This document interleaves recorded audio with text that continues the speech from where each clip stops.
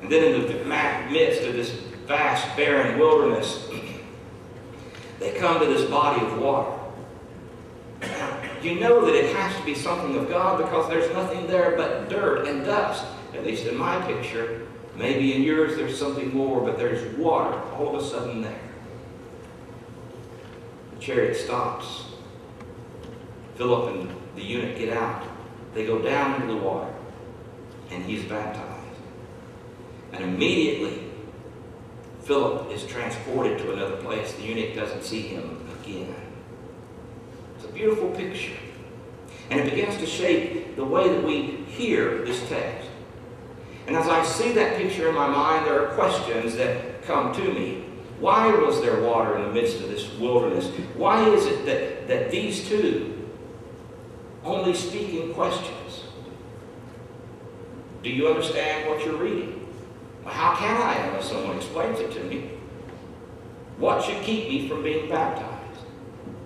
The conversation is all questions. You have to wonder why Luke took the time to give us all of these questions. And I wonder, why does Luke tell us this story? Of all the stories that Luke could have told us, why this one? And what is it that he wants you and me to understand? What is it he wants us to know?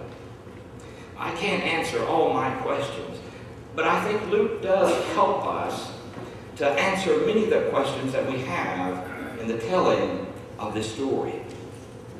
Luke tells us that the eunuch is an outsider.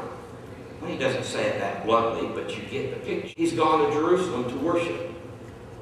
But if we do some searching and researching and some understanding, it doesn't take long that you begin to understand that the eunuch is not allowed into the temple to worship. He's considered an outcast, considered unclean. No one can touch him. No one can share a meal with him. So you can imagine as he makes his way into Jerusalem to go into the temple to worship, maybe to learn and to understand what this text means, it's a very difficult thing because no one will be around him. He's an outcast. Strange, isn't it? That this character, this Ethiopian eunuch, is an outcast. Because he's wealthy. He's powerful. He's intelligent. And in spite of all that, the church still leaves him on the outside. It should tell us something about what the early church was like.